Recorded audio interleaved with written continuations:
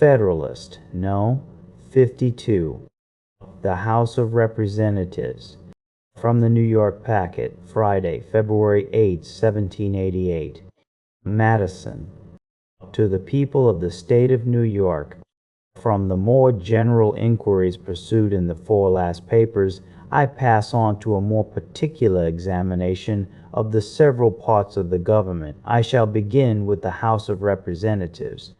The first view to be taken of this part of the government relates to the qualifications of the electors and the elected. Those of the former are to be the same with those of the electors of the most numerous branch of the state legislatures.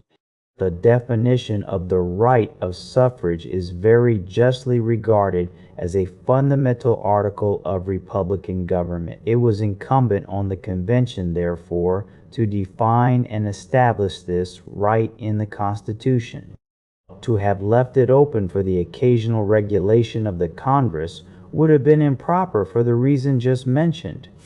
To have submitted it to the legislative discretion of the states would have been improper for the same reason, and for the additional reason that it would have rendered too dependent on the state governments that branch of the federal government which ought to be dependent on the people alone.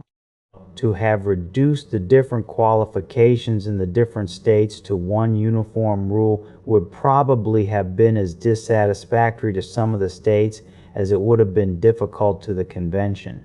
The provision made by the convention appears, therefore, to be the best that lay within their option. It must be satisfactory to every state, because it is conformable to the standard already established, or which may be established, by the state itself. It will be safe to the United States because, being fixed by the state constitutions, it is not alterable by the state governments, and it cannot be feared that the people of the states will alter this part of their constitutions in such a manner as to abridge the rights secured to them by the federal constitution.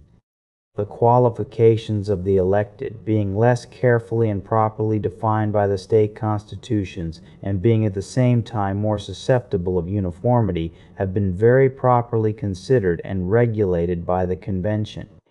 A representative of the United States must be of the age of 25 years, must have been 7 years a citizen of the United States, must, at the time of his election, be an inhabitant of the state he is to represent, and, during the time of his service, must be in no office under the United States. Under these reasonable limitations, the door of this part of the federal government is open to merit of every description, whether native or adoptive, whether young or old, and without regard to poverty or wealth, or to any particular profession of religious faith. The term for which the representatives are to be elected falls under a second view which may be taken of this branch.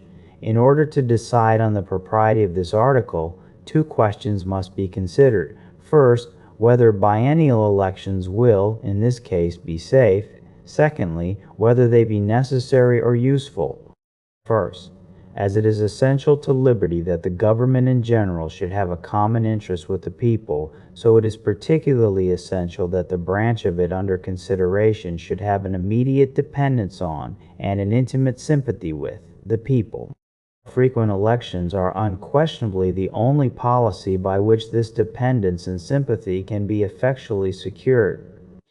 But what particular degree of frequency may be absolutely necessary for the purpose does not appear to be susceptible of any precise calculation, and must depend on a variety of circumstances with which it may be connected. Let us consult experience, the guide that ought always to be followed whenever it can be found. The scheme of representation as a substitute for a meeting of the citizens in person, being at most but very imperfectly known to ancient polity, it is in more modern times only that we are to expect instructive examples. And even here, in order to avoid a research too vague and diffusive, it will be proper to confine ourselves to the few examples which are best known, and which bear the greatest analogy to our particular case. The first to which this character ought to be applied is the House of Commons in Great Britain.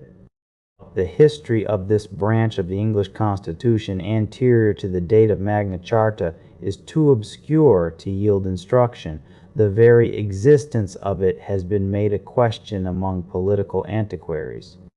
The earliest records of subsequent date prove that parliaments were to sit only every year, not that they were to be elected every year.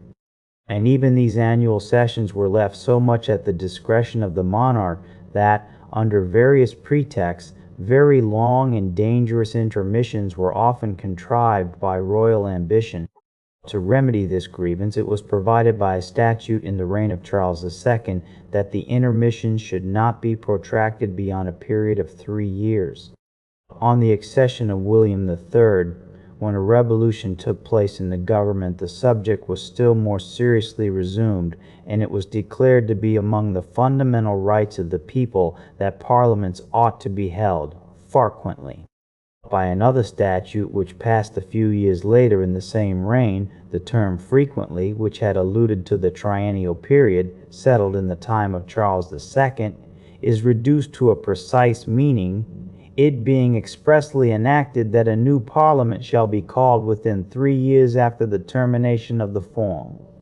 The last change, from 3 to 7 years, is well known to have been introduced pretty early in the present century under an alarm for the Hanoverian succession.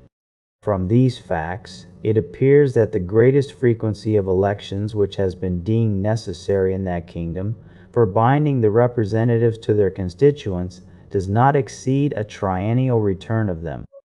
And if we may argue from the degree of liberty retained even under septennial elections and all the other vicious ingredients in the parliamentary constitution, we cannot doubt that a reduction of the period from 7 to 3 years with the other necessary reforms would so far extend the influence of the people over their representatives as to satisfy us that biennial elections under the federal system cannot possibly be dangerous to the requisite dependence of the House of Representatives on their constituents. Elections in Ireland till of late were regulated entirely by the discretion of the Crown, and were seldom repeated except on the accession of a new prince or some other contingent event. The Parliament, which commenced with George II, was continued throughout his whole reign, a period of about 35 years. The only dependence of the representatives on the people consisted in the right of the latter to supply occasional vacancies by the election of new members, and in the chance of some event which might produce a general new election. The ability also of the Irish Parliament to maintain the rights of their constituents, so far as a disposition might exist, was extremely shackled by the control of the Crown over the subjects of their deliberation. Of late these shackles, if I mistake not, have been broken, and octennial parliaments have besides been established. What effect may be produced by this partial reform must be left to further experience. The example of Ireland, from this view of it, can throw but little light on the subject. As far as we can draw any conclusion from it, it must be that if the people of that country have been able under all these disadvantages to retain any liberty whatever, the advantage of biennial elections would secure to them every degree of liberty which might depend on a due connection between their representatives and themselves. Let us bring our inquiries nearer home. The example of these states, when British colonies, claims particular attention, at the same time that it is so well known as to require little to be said on it. The principle of representation, in one branch of the legislature at least, was established in all of them. But the periods of election were different.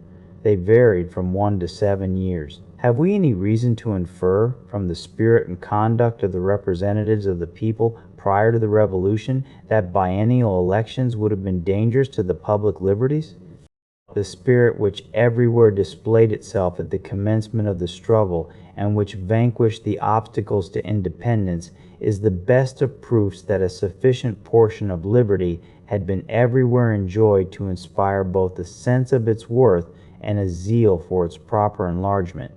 This remark holds good, as well with regard to the then colonies whose elections were least frequent as to those whose elections were most frequent. Virginia was the colony which stood first in resisting the parliamentary usurpations of Great Britain. It was the first also in espousing, by public act, the resolution of independence.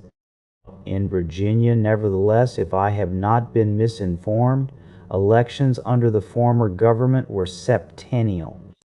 This particular example is brought into view, not as a proof of any peculiar merit, for the priority in those instances was probably accidental, and still less of any advantage in sesquicentennial elections, for when compared with the greater frequency they are inadmissible, but merely as a proof, and I conceive it to be a substantial proof that the liberties of the people can be in no danger from biennial elections.